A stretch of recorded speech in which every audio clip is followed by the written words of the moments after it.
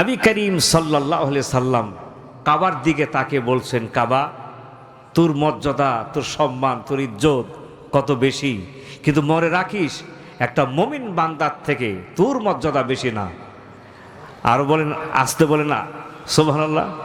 এই ভাই চিন্তা করেন, একটা কাবার থেকে একটা মুমিন বান্দার মর্যাদা আল্লাহর কাছে বেশি। সুবহানাল্লাহ বলবেন না? এই পৃথিবীর কোন মসজিদে 2 রাকাত সালাত আদায় করবেন, যে সওয়াব পাবেন, যদি কাবার ভিতর আদায় করেন তাহলে 1 লক্ষ গুণ বেশি সওয়াব পেয়ে যাবেন। সুবহানাল্লাহ বিহামদিহি। সে কাবার থেকে আপনার আমার মর্যাদা বেশি। সুবহানাল্লাহ বিহামদিহি। এখন আমি এই ব্যাপারে গত কয়েকদিন আগে বক্তব্য দিয়েছি, আমার ইউটিউবে আছে বক্তব্যটা, মুমিন বান্দাদের মর্যাদা। তা আমি আপনাদের সামনে পয়েন্ট আকারে এই যে মুমিন বান্দার মর্যাদা, তাহলে মুমিন বান্দাদের দায়িত্ব এবং কর্তব্যটা কি, আমি এ ব্যাপারে কোরআনে কারিমের ভিতরে যতটুকু পড়াশোনা করেছি দেখলাম একটি আয়াত আমার সামনে বারবার আসতো। কোরআনের আপনারা পাঠক মাত্রই আপনারা জানেন, সেটা হলো ইয়া আইয়ুহাল্লাযীনা আমানু। এই ইয়া আইয়ুহাল্লাযীনা আমানু কোনো হুজুর যদি তেলাওয়াত করেন, কোনো কারি সাহেব, কোনো হাফেজ সাহেব তেলাওয়াত করেন, তাহলে একটি জিনিস আপনি মনে করবেন যে আল্লাহ সুবহানাহু ওয়া তাআলা সেখানে মুমিন বান্দাদেরকে কিছু করার জন্য নির্দেশ করছেন, অথবা কিছু না করার জন্য নিষেধ করছেন। হয় নির্দেশ করছেন এটা করো, না হয় এটা করো না। আমি এই ইয়া আইয়ুহাল্লাযীনা আমানু আয়াতগুলি আমি কোরআনে কারিমের ভিতরে তালাশ করতে করতে করতে করতে আমি প্রায় এ পর্যন্ত 85 পৌঁছে গেছি। কতটা? 85 পৌঁছে গেছি। এবং আমি জুমার খুতবা এ পর্যন্ত আমি 22 জমা দিয়েছি এই পর্যন্ত, ইয়া আইয়ুহাল্লাযীনা আমানু। আর সেদিন তানরে 5টা আয়াতের উপরে আমি ইয়া আইয়ুহাল্লাযীনা আমানু এর উপর আমি দিয়েছি। আজকেও আপনাদের সামনে আমি যতক্ষণ কথা বলবো শুধুমাত্র ইয়া আইয়ুহাল্লাযীনা আমানু এর উপরে কথা বলবো ইনশাআল্লাহ। আল্লাহ পাক যেন আমাকে সাজিয়ে গুছিয়ে বলার তৌফিক দেয়, বলেন আমিন। আরও জোরে খন আমিন। ইয়া আইয়ুহাল্লাযীনা আমানু কুনু কাওয়ামিনা বিল কিসত। সুবহানাল্লাহ কন। হে ইমানদারগণ, তোমরা ইনসাফ করো, ন্যায় বিচার করো। কে বলছেন এই কথা? আবার বলেন, কে বলছেন? ইন্নাল্লাহা ইয়ামুরু বিল আদলি। আল্লাহ আদল করতে বলেছেন। আদল শব্দের অর্থ হলো বরাবর করা, সমান সমান করা। কিরকম সমান সমান? আপনি রাস্তা দিয়ে যেতে কোনো সন্ত্রাসী আপনার গ্রেপ্তার করেছে, আক্রমণ করেছে, মোটরসাইকেল কেড়ে নিয়েছে, 2টি হাত ভেঙে দিয়েছে, পা 2টি ভেঙে দিয়েছে। এখন বিচার হচ্ছে, কোর্টে বিচার হচ্ছে। কোর্টে বিচার হলো, 1 বছর জেল হলো, 10,000 টাকা জরিমানা হয়ে গেল। চার্জশিট পুলিশ ওইভাবে দিয়েছে, কারণ নাম করা কেউ। এটা তো ইনসাফ হলো না। ইনসাফের দাবি কি? ইনসাফের দাবি হলো বরাবর করো, সমান সমান করো। আপনার যেভাবে 2টি পা ভেঙেছে, আপনার 2টি হাত যেভাবে ভেঙেছে, ঠিক সন্ত্রাসীর ওইভাবে 2টি হাত ভেঙে দেন, 2টি পা ভেঙে দেন। এবার আপনার 2টি হাত ভাঙ্গা, 2টি পা ভাঙ্গা, 1 দাড়িপাল্লা দিয়ে দিবেন। আর ওই সন্ত্রাসী 2টি হাত ভাঙ্গা, 2টি পা ভাঙ্গা, 1 দাড়িপাল্লা দিয়ে এবার দাড়িপাল্লা টান দেন, সমান সমান হয়ে যাবে। কথা বলেন ঠিক না? সমান সমান হবে কি না ভাই? সেজন্যে ইনসাফ করতে হবে। সেই ইনসাফটা আপনার যদি বিপক্ষে যায়, ওয়ালা আনফুসিকুম আবিল ওয়ালিদাইনি ওয়াল আকরাবিন, সেটা পিতা মাতার বিরুদ্ধে যাক, সেটা নিকটবর্তী আত্মীয়দের বিরুদ্ধে যাক, কিচ্ছু আসে যায় না। তবু আল্লাহর জন্য ন্যায় সাক্ষী দিতে হবে, ইনসাফের ভিত্তিতে সাক্ষী দিতে হবে, জুলুম করা যাবে না। সুবহানাল্লাহ বলবেন না? তাহলে দেখেন, আমরা ইনসাফ শুরু করব আমরা। আর রুমের ভিতর থেকে আওয়াজ আসছে, আমার বাঁচাও, আমারে বাঁচাও। বাড়িওয়ালাকে বললেন, বাতি নিভান, স্থান অন্ধকার করেন। স্থান অন্ধকার করলেন। এবার সুলতান মাহমুদ খাপ থেকে তরবারি বের করলেন, ঢুকলেন রুমের ভিতর, দুর্বৃত্তর চুল ধরলেন, এরপরে গলা তরবারি ছাড়লেন, মাথার বডি আলাদা হয়ে গেল। বাড়িওয়ালাকে বলল, অভিযোগকারীকে বলল, বাতিতে আগুন দাও। আগুন দিল, আলহামদুলিল্লাহ বলে মাথা রেখে দিল। বলল, তুমি আমাকে 1 গ্লাস পানি দাও। 1 গ্লাস পানি দিল, ঢক ঢক করে পান করে শুকরিয়া আদায় করার পর বলল যে, তুমি কি জানো আমি বাতি নিভাইতে বললাম কেন? তো না জানি না। তো বাতি নিভাইতে বলেছি তুমি যখন অভিযোগ করেছো যে আমার ভাতিজাকে আমি খুব ভালোবাসি, আমার ভাতিজার প্রতি যদি আমার নজর পড়ে, দয়া হবে, আমি ইনসাফ নাও করতে পারি, সেজন্য স্থান অন্ধকার করে নিয়েছি যাতে তরবারি ঝাড়তে ইনসাফপূর্ণ বিচার করতে আমার জন্য হাত না কাঁপে। আমি আলহামদুলিল্লাহ বলে মাথা ছেড়ে দিলাম কেন জানো? তো না জানি না। আলহামদুলিল্লাহ বলে মাথা ছেড়ে দিয়েছি এই কারণে যে আমি আল্লাহ পাক আমাকে একটা ইনসাফপূর্ণ বিচার করার তৌফিক দিলেন। আর আমি পানি পান করলাম কেন জানো? তা জানি না।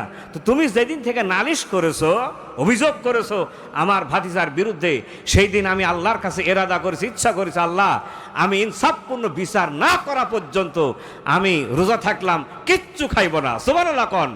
সেই জন্যে ইনসাফপূর্ণ বিচার করার পর আমি পানি পান করলাম। কোন সুবহানাল্লাহ বিহামদিহি। আজ অর্ধশত বছর স্বাধীনতা হয়ে পার হয়ে গেল, একটা বিচার কোন নেতা এরকম করে দেখাতে পারছে? বলেন পারছে? এক একটা নেতার বিশেষণ কি?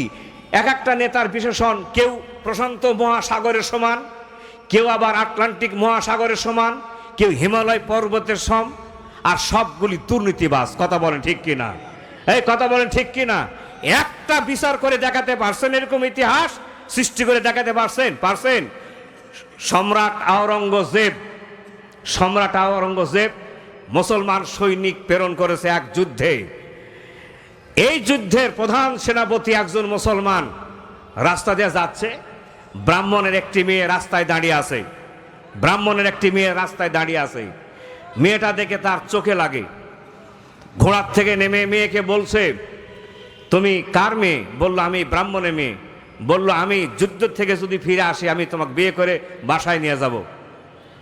সৈনিক হলো মুসলমান, বিয়ে করবে কাকে? ব্রাহ্মণের মেয়েকে। ব্রাহ্মণের ঘুম আছে না? মেয়েটার ঘুম আছে। ব্রাহ্মণ বহু কষ্ট করে সম্রাট আওরঙ্গজেবের কাছে আসছে, এসে বলছে এই ঘটনা। আওরঙ্গজেব বলল, তুমি বাসায় যাও, আমি আসিচ্ছি। আওরঙ্গজেব বাসায় গেল, খবর আসলো যুদ্ধে মুসলমান বিজয় লাভ করেছে। ওই রাস্তা দিয়ে আসিচ্ছে সৈনিকেরা। এরপরে আওরঙ্গজেব বলল যে তুমি একটু বিয়ে হলে বাসায় এরকম কিছু একটা পরিবেশ থাকে, হালকা পাতলা কিছু করলো। এরপরে মেয়েকে এক রুমে রাখলো, আর সম্রাট আওরঙ্গজেব তিনি এক রুমের ভিতর থাকলেন। আর ব্রাহ্মণকে বলে দিলেন যে যদি ওই সেনাপতি আসে তাহলে বলে দিও এই রুমেই পাত্রী আছে, যা পরামর্শ কলা কৌশল আটার দরকার এটে ফেলেছে। একবারে সেইভাবে সাজে সজ্জিত হয়ে সেইভাবে আসে, একদিকে যুদ্ধে বিজয়, আর একদিকে সুন্দরী ব্রাহ্মণের মেয়ে বিয়ে করবে মুসলমান সেনাপতি। এসে হাজির, যখন হাজির হয়েছে থরথর করে ব্রাহ্মণ কাঁপিচ্ছে, তবুও ধৈর্য ধরে বলছে যে আমার মেয়ে এই রুমে আছে। এবার সেনাপতি ঢুকছে, যখনই ঢুকছে দেখে চাদর মুড়ি দিয়ে বসা, যে ঠোকাচ্ছে, সেনাপতি ঠোকাচ্ছে, যেই না ঠোকা মারছে চাদর ফেলা দিছে, দেখে আওরঙ্গজেব তরবারি নিয়ে বসা। সঙ্গে সঙ্গে বেহুশ হয়ে জমিনে পড়ে গেছে সেনাপতি। এক সময় যখন হুঁশ আসলো, তরবারি গর্দানোর ঠেকায় বলছে, তুমি কার সামনে বেয়াদবি করেছো? আওরঙ্গজেবের পায়ের উপর পড়ে গেছে, বলছে আমার পা ধরে লাভ হবে না, ব্রাহ্মণের পা ধরো, ব্রাহ্মণের। ভুল করেছো ব্রাহ্মণের সাথে। কারে কয় ইনসাফ? দেখছেন কারে কয়? আর আমাদের দেশে ইনসাফ আছে? তিলকে তাল বানা দেয়, তালকে পাহাড় বানা দেয়। কি বলেন, ঠিক না ভাই? তাহলে আপনি যদি মুসলমান হন তাহলে ইনসাফ কায়েম করা লাগবে। এই ইনসাফ যারা কায়েম করবে তাদের সাথে আপনার থাকা লাগবে। কথা বলেন ঠিক কি না? থাকবেন তো তাদের সাথে? থাকবেন তো আপনারা? বলেন থাকবেন তো আপনারা? বলেন থাকবেন তো? আল্লাহ তৌফিক দিক, বলেন আমিন। তাহলে আর একটা ছোট্ট একটা উদাহরণ দিত আমি, একটা ছোট্ট উদাহরণ দিব আমি। আপনারা যে থাকবেন তার একটা ছোট্ট উদাহরণ দিই। আপনারা যে থাকবেন, মনে করেন রাজশাহী শহরের প্রত্যেকটি মানুষদেরকে আপনি চিনির শরবত খাওয়াবেন। কিসের শরবত খাওয়াবেন? আবার বলেন, কিসের শরবত খাওয়াবেন? চিনির শরবত খাওয়াবেন।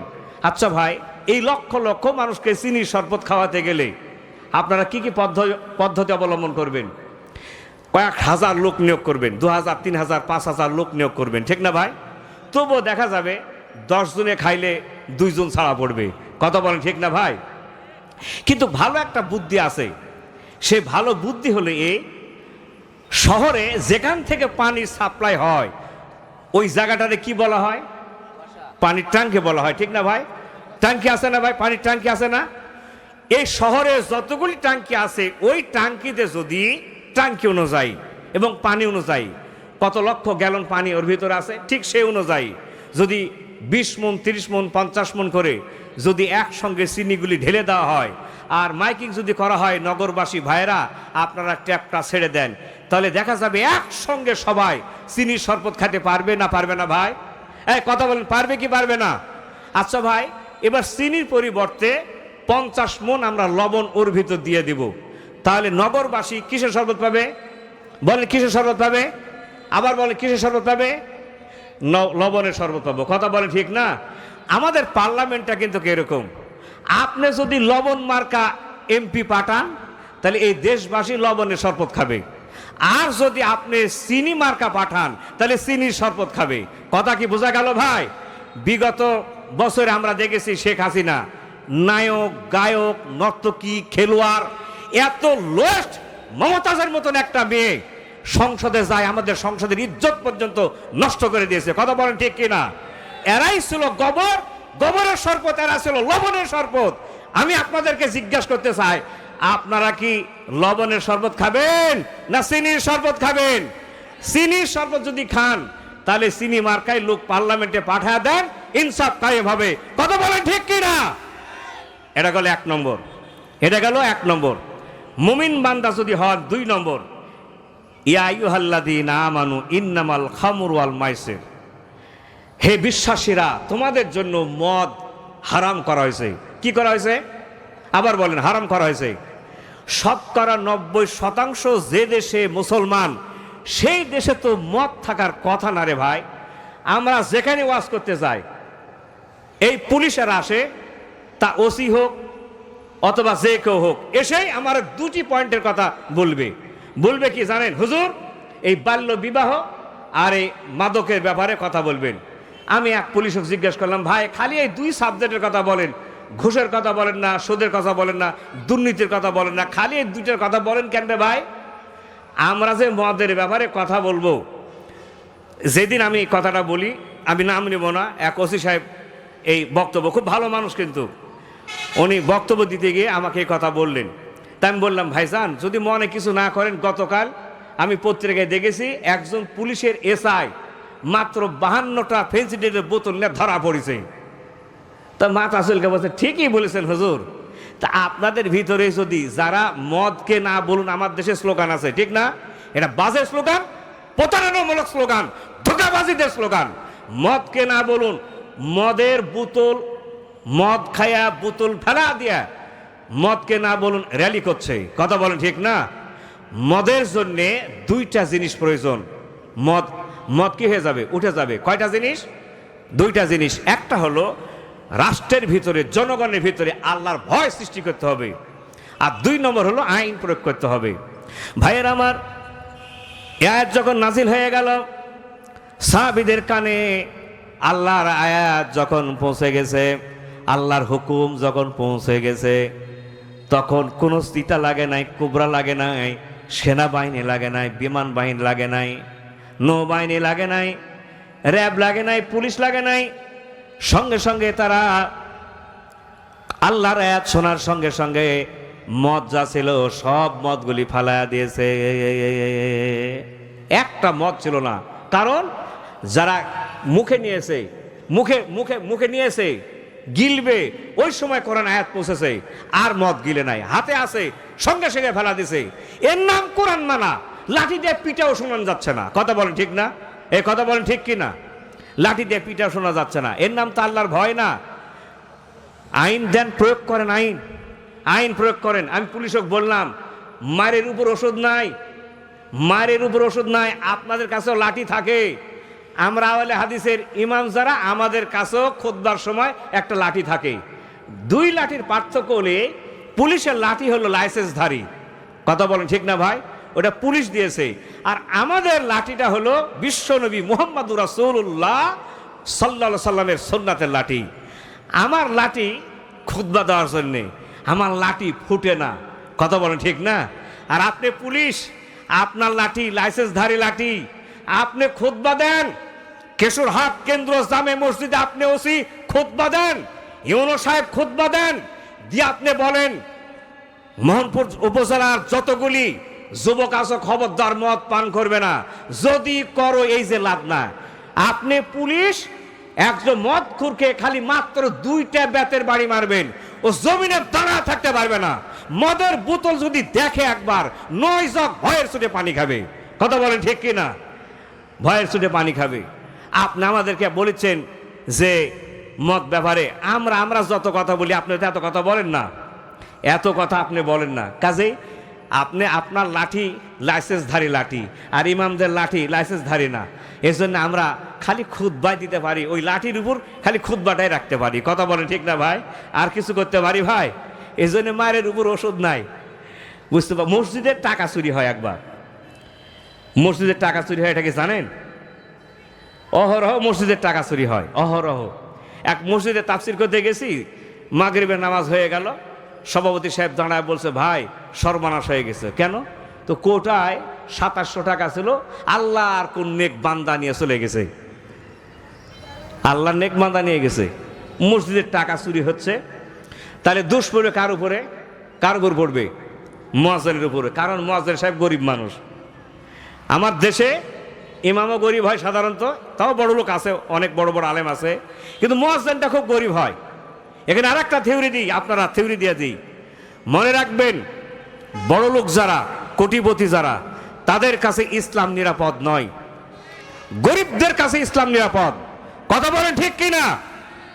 আপনি মোহনপুর, তানোর, মান্দা, বাগমারা উপজেলাগুলি আপনি খোঁজ করে দেখেন, তালাশ করে দেখেন, কোনো কোটিপতির বাড়ির, কোনো বড় লোকের বাড়ির একটা কোরআন হাফেজ নাই, একটা আলেম নাই, একটা ইমাম নাই, একটা মুয়াজ্জিন নাই। কথা বলেন ঠিক কিনা? এই ইমাম মুয়াজ্জিনগুলি আর আলেমগুলি সব গরিবের বাড়ির। কথা বলেন ঠিক কিনা?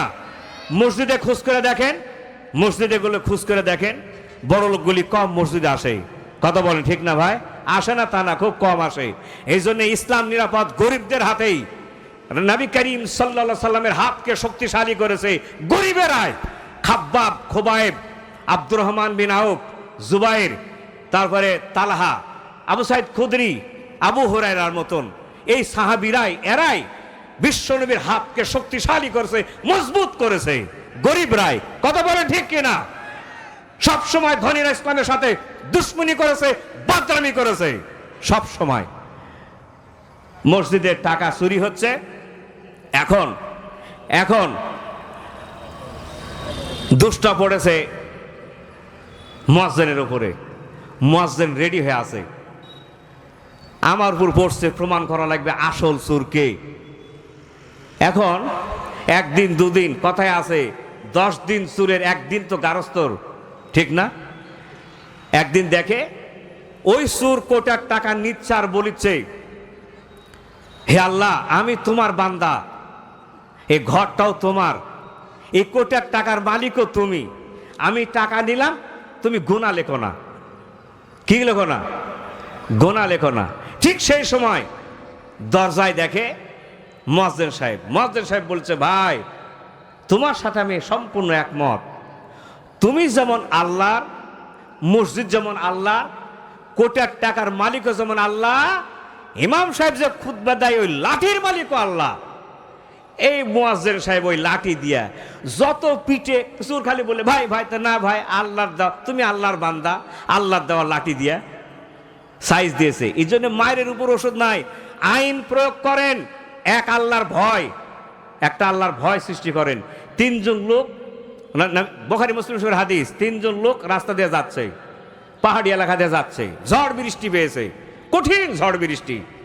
তারা গর্তের মধ্যে ঢুকেছে, একটা বিশাল পাথর এসে মুখের উপর চাপা পড়ছে। এখন 2 জন দোয়া করেছে নেক আমলের ওসিলায়। 2 জনে যে দোয়া করছে গর্তের ভিতর থেকে, তাতে পাথর যা মুখ থেকে সরেছে, মানুষ বের হওয়ার পথ হয় নাই। ভাইয়ের আমার, এবার 3 নম্বর ব্যক্তি আল্লাহর দরবারে হাত তুলে দোয়া করে বলছে, রব্বুল আলামিন,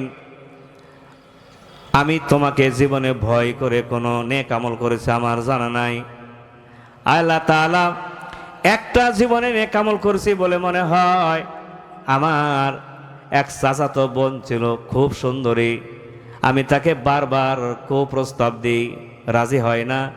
এক সময় বড় একটা অঙ্কের বিনিময়ে রাজি হয়ে গেল। আমি আমার মেয়েকে নিয়ে ওই মেয়েকে নিয়ে নির্জন পাহাড়ি এলাকায়, জঙ্গল এলাকায় চলে গেলাম।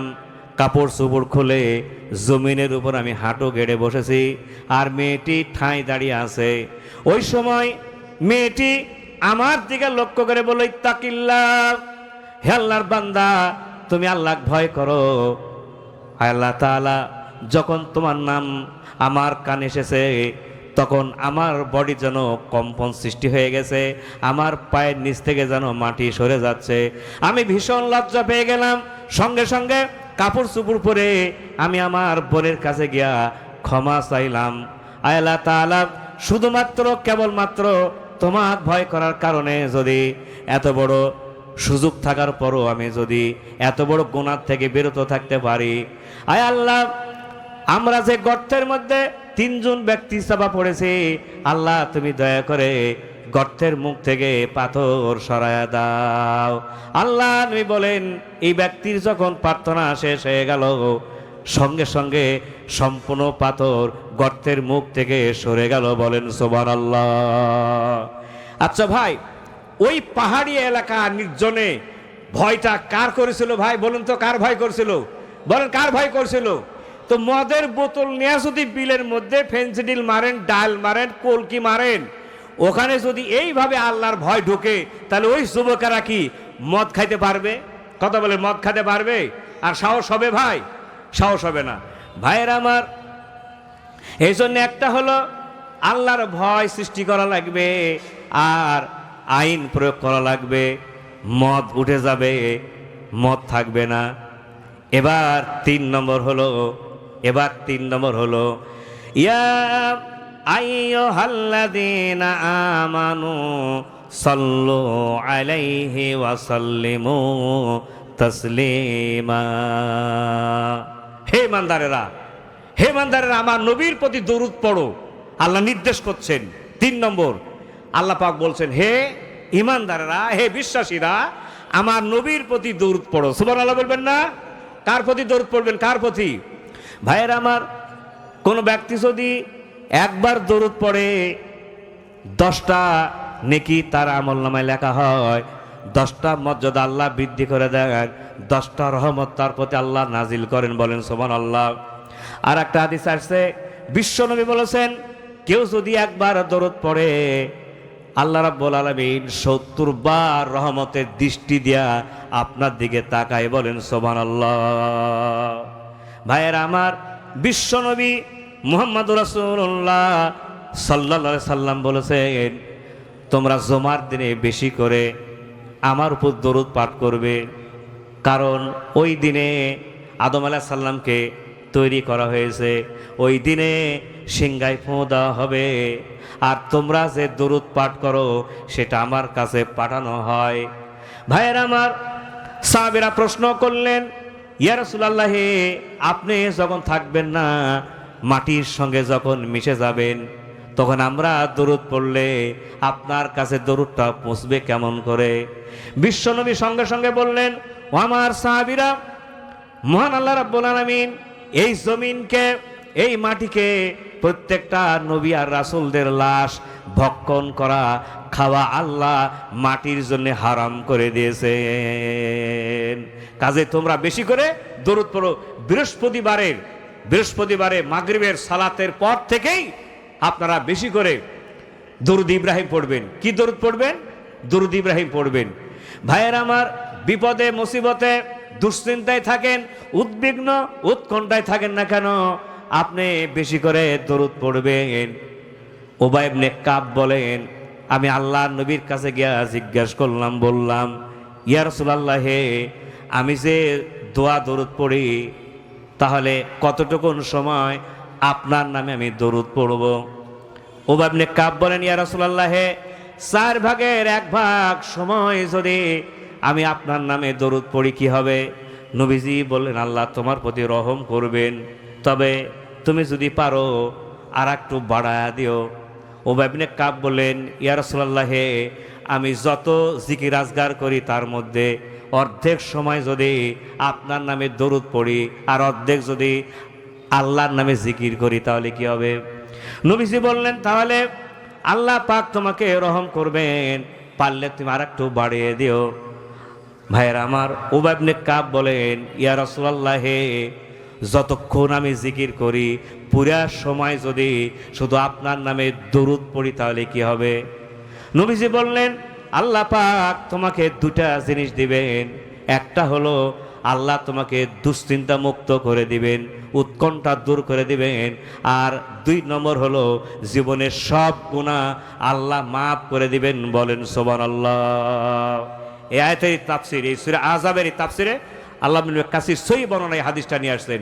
তাহলে দুটি জিনিস পাবেন, দুটি জিনিস। এক, উৎকণ্ঠা, দুশ্চিন্তা, বিপদ, বালা মুসিবতে আল্লাহ সাহায্য করবেন আর জীবনের সব গুনাহ মাফ হয়ে যাবে। সুবহানাল্লাহ বলবেন না? এই জন্য দরুদ একটু বেশি করে পড়বেন। কারা পড়বেন? মুমিন বান্দা, তারা পড়বে। আমরা তো হয়ে গেছি কি জানেন, 18-19 প্রকার জর্দা দেয়া পান খায়। আমি পান খেতে গিয়ে দেখেছি, একটা হিসাব করে দেখেছি। একজন লোক জিজ্ঞাসা করেছি, বলছে আমি 22 থেকে 24টা পান খাই। তো একটা পান যদি আপনি ঠিক মতন খেতে যান তাহলে আমি 200 বার পর্যন্ত চিবাইছি। কতবার? 200 বার চিবাইছি, তারপরও পান শেষ হয়নি। আমি ওই লোকটির সাথে দেখা করলাম যে 20 থেকে 22টা পান খায়। আমি জিজ্ঞেস করলাম, ভাই ধরে নিলাম 20টা পান খান, 4000 বার আপনি চিবান। আপনি 4000 বার যে পানত চিবালেন, এই 4000 বার পানত না চিবাইয়া আপনি 2000 বার যদি সুবহানাল্লাহ আল্লাহর নামে জিকির করতেন, আল্লাহর ওলি হয়ে যেতেন। কথা বলেন ঠিক কিনা? আল্লাহর ওলি হয়ে যেতেন। জাতীয় পার্টির এক নেতা রাজশাহীতে এসে বক্তৃতার সময় বলেছে যে জাতীয় পার্টি করতে গিয়ে এরশাদের যত তসবিহ করেছি, এই তসবিহ যদি আল্লাহর নামে করতাম তবে আল্লাহর ওলি হয়ে যেতাম। আমরা এই বিজাতির 5 গোলাম মানুষের রাজনীতি করতে গিয়া নেতার যে প্রশংসা করি, আরে কপাল পোড়া, নেতার প্রশংসা করে কিচ্ছু পাবে না, কিচ্ছু পাবে না। আল্লাহর নামে প্রশংসা করো, জিকির করলে আল্লাহর নামে করো আর রাসূলের নামে দরুদ পড়ো। এখন দরুদ না পড়লে কি হবে? একটা প্রশ্ন আছে, দরুদ না পড়লে কি হবে? ভাইয়ের আমার, নবীজি বলেছেন, ওই মজলিস নিকৃষ্ট মজলিস, যেই মজলিসে কিছু মানুষেরা জমায়েত হয়ে গেল, আল্লাহর নামে জিকির হলো না আর নবীর নামে দরুদ হলো না, ওই মজলিসটা হলো নিকৃষ্ট মজলিস। কিরকম? আল্লাহ নবী বলেছেন, কোন মৃত প্রাণী যদি মরে থাকে আর তার থেকে যদি দুর্গন্ধ চতুর্দিকে ছড়ায়, যেই মজলিসে মুসলমানরা একত্রিত হলো অথচ আল্লাহর নাম নিল না, আল্লাহকে স্মরণ করলো না, নবীর প্রতি দরুদ পড়লো না, ওই মৃত লাশের মতো ওই মজলিসটা। চায়ের স্টলে বসেন, 5-7জন করে বসেন না, ওখানে একটু আল্লাহকে স্মরণ করেন ওখানে। এই জন্য একটা বরকত আছে। কত বড় কথা দেখেন, মৃত লাশের সঙ্গে তুলনা করা হয়েছে। রাসূল সাল্লাল্লাহু একটা হাদিস আসছে, বিশ্বনবী বলেছেন যে যেখানে আল্লাহর জিকির করা হয় না এবং রাসূলের প্রতি দরুদ পড়া হয় না, সেই মজলিসের জন্য আপনি জান্নাত পাইলেও আফসোস করবেন, আফসোস করবেন। আল্লাহ ওই সমস্ত বান্দাকে ইচ্ছা করলে মাফ করবেন, না হয় ইচ্ছা করলে আল্লাহ শাস্তি দিবেন, কঠিন শাস্তি দিবেন। এখন দেখেন যেই মজলিসে আল্লাহর স্মরণ হয় না, আল্লাহর জিকির নাই, আল্লাহর নাম নাই, যেই মজলিসে নবীর প্রতি দরুদ নাই, ওই মজলিসগুলির দশা কি তাই দেখেন। আর যেখানে আল্লাহর নাম হয়, আল্লাহর নাম স্মরণ করা হয়, রাসূলের প্রতি দরুদ পড়া হয়, ওই সমস্ত মজলিসের পার্থক্য দেখেন। আল্লামা সাইদি সাহেব সর্বশেষ প্রোগ্রাম করলেন 2009 সালে রাজশাহী পিলখানা ঘটনার সময়। আপনারা যারা দেখছেন, লক্ষ লক্ষ মানুষ, একবার বলতে হয় না তুমি বসো। কথা বলেন ঠিক না? আজহারী সাহেব প্রোগ্রাম করে গেলেন রাজশাহীতে, কোনো মাঠ না পেয়ে চাপাইতে প্রোগ্রাম করে গেলেন। তারা যারা বিভিন্ন সাংবাদিক ছিল তারা বলেছেন প্রায় 20 লক্ষ লোক উপস্থিত ছিল। কত লক্ষ ছিল? 20 লক্ষ লোক উপস্থিত ছিল। কোনো ত্রুটি হয়েছে? কারো সাইকেল হারাইছে, একটা মোটরসাইকেল হারাইছে? ওখানে কি ছিল বলুন তো ভাই? আল্লাহর নাম ছিল, তাই আল্লাহ রহমত করেছেন। রাসূলের প্রতি দরদ ছিল, তাই রহমত ছিল, বরকত ছিল। কথা বলে ঠিক কিনা? আর যেই মজলিসে, যে জনসভায় আল্লাহর নাম স্মরণ হয় না, দরুদ নাই না, দরুদ জানবে কে? নেতা তো দরুদই জানে না। এই কথা বলেন ঠিক না? বহু নেতা আছে দরুদ জানে না। আপনি হয় না হয় টেস্ট করে দেখবেন, বহু নেতা আছে দরুদ জানে না, সূরা ফাতিহা জানে না, তারপরে ইখলাস জানে না, বহুত আছে, বহুত আছে। এই শোনেন, এক নেতা এসে বক্তব্য দিচ্ছে বড়াল মাঠে, মনে করেন, ভাইয়ের আমার, বোনের আমার, লাকুম দীনুকুম সহিহ বুখারী লা ইকরাহা ফিদ্দীন, আসসালামু আলাইকুম বিসমিল্লাহির রহিম। এই নেতারা 4টা জিনিস জানে, এরপর আর কিচ্ছু জানে না। বোম মারলে আর কিছু বাড়াবে না। এখন যারা সেলা সামুন্ডে আছে তারা চিন্তা করছে, বাপ রে বাপ, আমার নেতা সহিহ বুখারী থেকে কথা বলছে। আরে শয়তান তো এটা জানে না, এটা বুখারী না কোরআন তাও তো জানে না। বক্তব্য দিচ্ছে, বক্তব্য দেওয়া শেষ, মাগরিবের সময় ওয়াক্ত হয়ে গেছে। এখন নেতারা অন্য কোনো ওয়াক্ত নামাজ পড়ুক আর না পড়ুক, মাগরিবের সালাত আদায় করে, কারণ চতুর্দিকে জনগণ দেখে যে এই নেতা নামাজ পড়ে কিনা। নামাজ পড়লে ভালো, না পড়লে খুবই খারাপ হবে। নেতা করছে কি জানেন? বলছে কোথাও মসজিদ আছে, হ্যাঁ এখানে মসজিদ আছে, এই ভাঙ্গাচোরা মসজিদ সবে মাত্র হচ্ছে, এখানে একটা মসজিদ আছে। মসজিদে গিয়ে হাজির হয়ে, এখন গ্রাম্য মানুষ, মফস্বলের মানুষ লেখাপড়া জানে না, আর নেতা বক্তব্য দিয়েছে লাকুম দীনুকুম সহিহ, হাদিস আর কোরআন থেকে এত বড় মুহাদ্দিস মুফতি রেখে সাধারণ মানুষেরা আর সামনে গিয়ে ইমামতি করার সাহস পাচ্ছে না। এখন সবাই মিলে নেতাকে বলছে, স্যার আপনি সামনে যান। নেতা তো জানে তার জ্ঞানের বহর কত, কিছুতেই না, নেতার সামনে যেতে চায় না। এদিক লোকজন ধরছে, না আপনার সামনে যেতেই হবে না। শেষ পর্যন্ত লোকজন ভয় পেয়ে গেছে, এত বড় মুফতি রেখে আমরা কি আর পেছনে সামনে গিয়ে কি সালাত আদায় করতে পারি? শেষ পর্যন্ত নেতা সামনে আগা দিছে। নেতা গিয়েই তাকবীরে তাহরিমা বেদেই ফার্স্ট টানছে, সূরা ইখলাস পড়েছে, তারপর চলে গেছে রুকু, তারপর শেষদাত গিয়া সুবহানা রাব্বিয়াল আলা। কয়বার? 20 বার, 30 বার, 70 বার। হাঁটুর ব্যথা, কোমরে ব্যথা, ঘাড়ের ব্যথা, কার নাচে রে ভাই?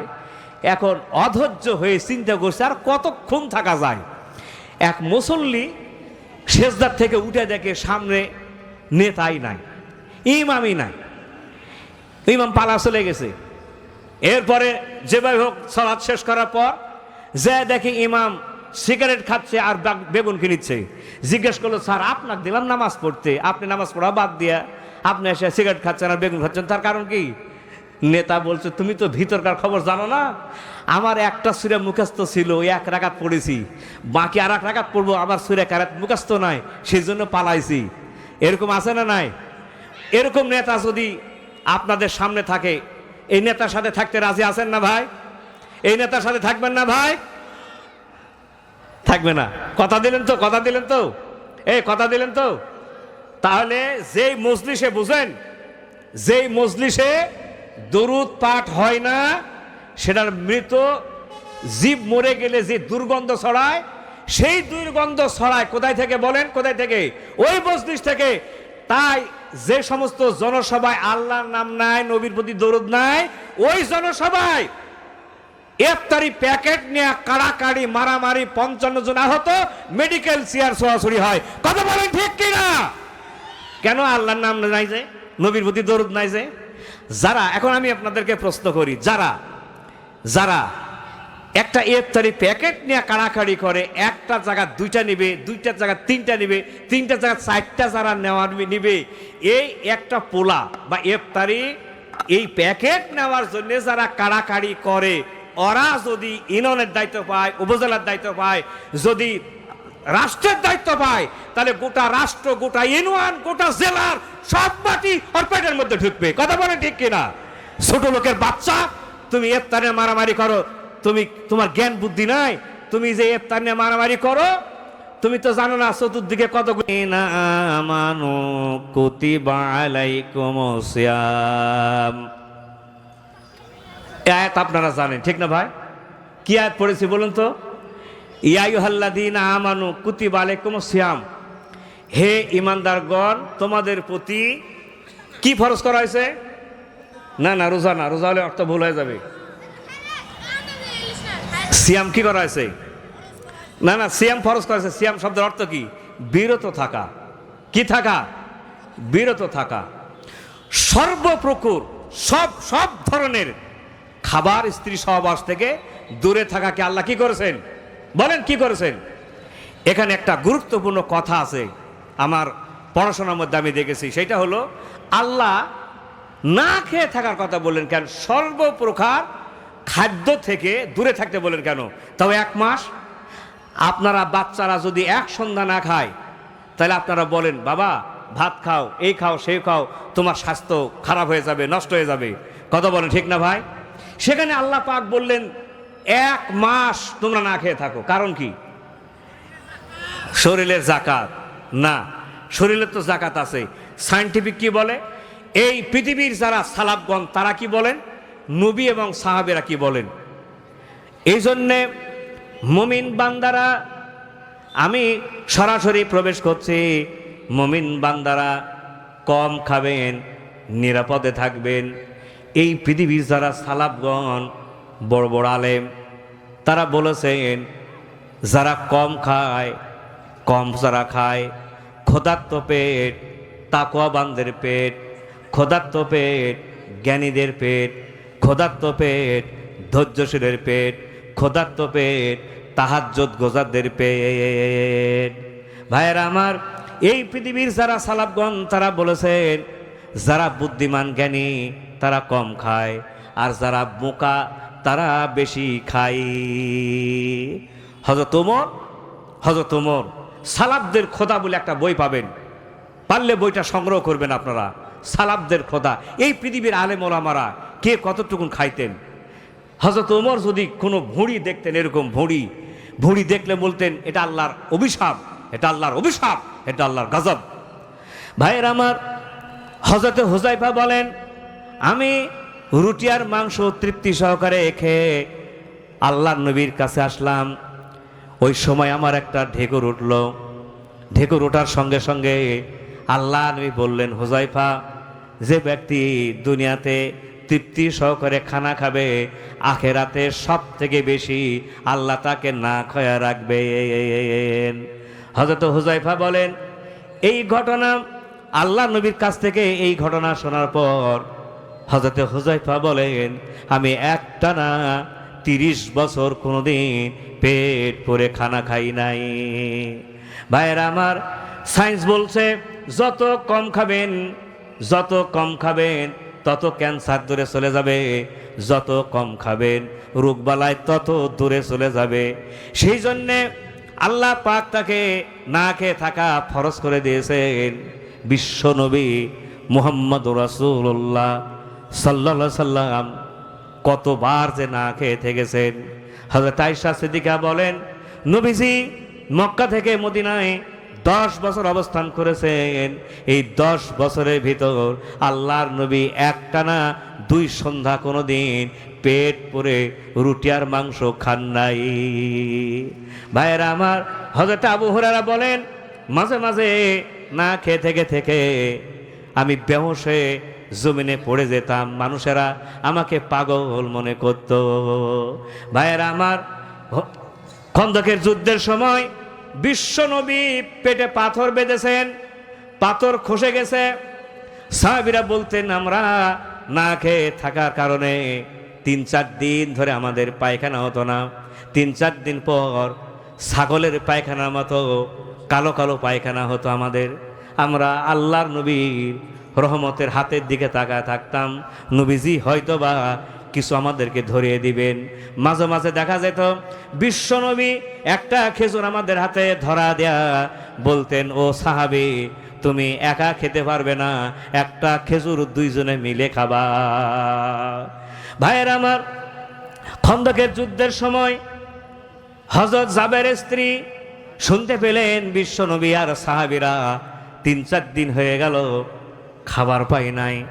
হযরতে জাবের তার স্ত্রী 2.5 কেজি জব, মাত্র কয় কেজি জব, 2.5 কেজি জব জাতায় পিষে নেওয়ার পর হাতে ফুঁ দিলেন, খোসা যতটুকুন সরে গেল। হযরতে জাবের বললেন, হযরতে জাবেরকে তার স্ত্রী জাবেরকে ডেকে বললেন, জাবের গো একটু আল্লাহর নবীর কাছে গিয়ে বলো, বেশি মানুষকে যেন না বলে 2.5 কেজি জব, 2.5 কেজি জবের রুটি মাত্র, আল্লাহর নবীর কানে কানে গিয়ে বলো 5-7 জন সাহাবী নিয়ে আল্লাহ নবী যেন আমার বাসায় একটু রুটি খাইতে আসেন। জাবের বললেন, স্ত্রী যদি আল্লাহ নবী আমার বাসায় রুটি খেতে আসেন কি দিয়া খাওয়াবে? একটা ছোট্ট সাগি জবাই হয়ে গেল। ভাইয়ের আমার, সাগি জবাই করার পর মাংস রেডি করে দিয়ে জাবের স্ত্রীর হাতে ধরা দিয়া আহজাবের যুদ্ধে, খন্দকের যুদ্ধে দৌড় মারলেন, যুদ্ধের ময়দানে দৌড় মারলেন। আল্লাহ নবীর কানে কানে হযরতে জাবের ফিস ফিস করে বললেন, ইয়া রাসূলুল্লাহ, 2.5 কেজি জবের মাত্র আটা খামির হয়েছে। ইয়া রাসূলুল্লাহ, 5-7 জন সাহাবী নিয়া আমার বাসায় একটু রুটি খাইতে যাবেন। ভাইয়ের আমার, ক্ষুধার্ত নবী, ক্লান্ত শ্রান্ত পরিশ্রান্ত সাহাবীরা, আল্লাহ নবী বললেন, জাবের তুমি বাসায় চলে যাও, রেডি হও, আমি আসিচ্ছি। হযরতে জাবের বাসায় দৌড় মারলেন। আর আল্লাহর নবী সাহাবীদেরকে ডেকে বললেন, আমার সাহাবীরা তোমরা সবাই জাবেরের বাসায় চলো, রুটি আর মাংস খাবো। সঙ্গে সঙ্গে সাহাবীরা কোদাল আর বেলচা যা ছিল সব ফেলা দেয়া আল্লাহর নবীর পিছনে রওনা হয়েছেন, রুটি আর মাংস খাবেন। আল্লাহর নবীর পিছনে সাহাবীর সংখ্যা হলো মাত্র 1000। কয় হাজার? রুটি কত? 2500 নাকি না? 2.5 কেজি রুটি, মাত্র 2.5 কেজি জবে রুটি। আর আল্লাহ নবীর পিছনে কয় হাজার সাহাবী? 1000 সাহাবী। ভাইয়েরা আমার, 1000 সাহাবী নিয়ে নবীজি হযরত জাবেরের বাসায় গেলেন। হযরত জাবের থরথর করে কাঁপিচ্ছে, কাঁপায় তো স্বাভাবিক, 150 বরযাত্রী আসছে আর 200 জন মানুষে খাওয়াচ্ছে, তারপরও বাঁশ দেওয়া মারামারি হয়। কথা বলেন ঠিক কিনা? ভাইয়েরা আমার, 1000 সাহাবী আল্লাহ নবীর পিছনে। বিশ্ব নবী মুহাম্মদ রাসূলুল্লাহ সাল্লাল্লাহু আলাইহি সাল্লাম হযরত জাবেরকে ডেকে বলেন, জাবের কাঁপো কেন, কি হয়েছে? হুজুর মৃদুক একটা ধমক দিলেন, দেওয়ার পর বললেন, জাবের কোথায় রুটি আছে আমাকে দেখা দাও। হযরতে জাবের বলেন, ইয়া রাসূলুল্লাহ, অর্ধেক রুটি শেখা হয়েছে, অর্ধেক হয় নাই। ভাইয়ের আমার, আল্লাহর নবী রুটির কাছে গেলেন, রহমতের হাতটা রাখলেন রুটির প্রতি, রাখার পর একটা দোয়া করলেন, বললেন, রব্বুল আলামিন, আয় আল্লাহ তাআলা, তোমার মুজাহিদ যারা, তোমার গোলাম যারা, তোমার বান্দা যারা বড় ক্ষুধার্ত রে আল্লাহ, হায় আল্লাহ তাআলা মাটি কাটা কাজ করছে, হায় আল্লাহ তোমার দ্বীনের মুজাহিদেরা খাবে, আল্লাহ তুমি খাদ্যে বরকত দিয়ে দাও। ভাইয়ের আমার, নবীজি খাদ্যের উপরে হাত রেখে দোয়া শেষ করার পর নবীজি 1000 সাহাবীকে কাতার বন্দী হয়ে বসার নির্দেশ করলেন। সাহাবীরা বসে গেলেন, নবীজি রুটি আর মাংস নিয়ে দেওয়া শুরু করলেন। হযরতে জাবের বলেন, আমি খেয়াল করে দেখলাম, নজর করে দেখলাম, পর্যবেক্ষণ করে দেখলাম, 1000 সাহাবীরা তৃপ্তি সহকারে রুটি আর মাংস খেলো, অথচ আমার স্ত্রীর কাছ থেকে রুটি আর মাংস শেষ হলো না। কি ক্ষুধার্ত ছিলেন তারা।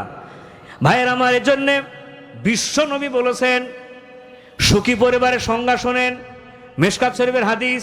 নবীজি বলেছেন, তোমার কাছে যদি একটা শুকনা রুটি থাকে, ভালো করে শোনেন, শুকনা যদি একটা রুটি থাকে আর মাথা গোজার মতো একটা তাবু যদি তোমার কাছে থাকে, আর তৃষ্ণা নিবারণের জন্য 1 মশক যদি পানি থাকে, আর রাত আর দিন যদি তুমি নিরাপত্তার সহিত কাটাতে পারো, তাহলে মনে রেখো পৃথিবীর সব সুখ শান্তি আল্লাহ যেন তোমার বাসায় ঢুকিয়ে দিয়েছে। না না, ঠিক তো বললে ঠিক হবে না, ওটা আমিও মেনে নিয়ে দিয়েছি। একটা রুটি, 1 মশক পানি আর একটা তাবু, বাস, এটা থাকলে সুখী পরিবার। কি পরিবার? সুখী পরিবার। নবী করিম সাল্লাল্লাহু আলাইহি ওয়াসাল্লাম বলছেন সুখী পরিবার। এখন ঠিক তো বললেন, আমরা কি এর মধ্যে আছি না আরো চাই, আরো পাই? কথা বলেন ঠিক না ভাই? আমাদের চাওয়া পাওয়া আছে না নাই? আছে না নাই? কম না বেশি? খুব বেশি, খুবই বেশি, খুবই বেশি। সেজন্যে ক্ষুধার্ত থাকবেন। ক্ষুধার্ত, জ্ঞানীরা ক্ষুধার্ত থাকে। সুবহানাল্লাহ কোন। হযরত আবু হুরায়রা বলছেন, আমি খুবই ক্ষুধার্ত, এত ক্ষুধার্ত, কখনো হুঁশ কখনো বেহুশ। এই অবস্থায় নবী করিম সাল্লাল্লাহু আলাইহি সাল্লাম আমাকে নিয়ে বাসায় ঢুকলেন। ঢোকার পর দেখি 1 বাটি দুগ্ধ আছে। রাসূল সাল্লাম তিনি তো আল্লাহর নবী, রহমতের নবী। আমাদের মতন আলেম হলে এক বাটি দুধ কোনো দিকে তাকাবো না, ঢক ঢক করে খেয়ে নিব, কিন্তু তিনি রহমতের নবী, এক বাটি দুগ্ধ। আবু হুরায়রা বলছেন আমাকে কিছু না কিছু বিশ্বনবী দিবেন। ঠিক সেই সময় নবীজি বললেন, আবু হুরায়রা আহলে সুফফাদেরকে ডেকে নিয়ে আসো। আবু হুরায়রা বলছেন ভিতরে আমার সবজন উলটপালট হয়ে যাচ্ছে, কারণ যাদেরকে ডাকতে বলছেন তাদের সংখ্যা ৭০ জন। কতজন? আর এক বাটি দুগ্ধ। এরপরে বিশ্বনবীর আহলে পরিবার, স্ত্রী পুত্র পরিজন তো আছে, তাহলে ওনারা খাবেন কি, রাসূল খাবেন কি, আমি আবু হুরায়রা খাবো কি? আবার ৭০ জন সাহাবী ডেকে আনতে বলছে। ভাইয়ের আমার, আহলে সুফফারা না খেয়ে থাকতেন, এত ক্ষুধার্ত থাকতেন, তারা মাঝে মাঝে বলতেন, আবু হুরায়রা বলতেন, আহলে সুফফার মধ্যে অনেক সাহাবী ছিলেন যাদের অর্ধেক কম্বল ছিল পরনে, মাত্র অর্ধেক কম্বল। ভাইয়ের আমার, এই অর্ধেক কম্বল পরতে গিয়া কম্বল খাটো হওয়ার কারণে সামনে লজ্জাস্থান ওপেন হয়ে যাবে বলে সাহাবীরা এই কম্বলের দুই মাথা হাত দিয়ে এইভাবে ধরে থেকে সারা জীবন কাটিয়েছে। বলেন সুবহানাল্লাহ। এত কষ্ট করেছে, তবুও হারাম পন্থায় রোজগারের জন্য এক ধাপ অগ্রসর হয় নাই, এক ধাপ হয় নাই। এরকম কষ্টে বিপদে পড়লে আমরা কিন্তু হারাম পন্থায় হাত বাড়া দিব। ভাইয়ের আমার, আবু হুরায়রা বললেন আমি ৭০ জন আহলে সুফফাকে ডেকে নিয়ে আসলাম। বিশ্বনবী এবার দুগ্ধ পান করানো শুরু করে দিলেন। এই ৭০ জন আহলে সুফফা সবাই পেট ভর্তি করে দুগ্ধ পান করলো। সবার যখন দুগ্ধ খাওয়া হয়ে গেল, এরপরে আমাকে বলল, আবু হুরায়রা তুমি খাও। আমি এক গ্লাস খেলাম। বল আবার খাও। আমি আর এক গ্লাস খেলাম। নবীজি বললেন তুমি আর এক গ্লাস খাও। আবু হুরায়রা বললেন, ইয়া রাসূলুল্লাহ আমার তৃপ্তি হয়ে গেছে আলহামদুলিল্লাহ। আবু হুরায়রা বলছেন এই ৭০ জন সাহাবীরা এই দুগ্ধ খাওয়ার পরও দেখলাম বাটিতে আগেও যা দুগ্ধ ছিল খাওয়ার পরও তাই ছিল। কোন সুবহানাল্লাহ, লিল্লাহি তাকবীর।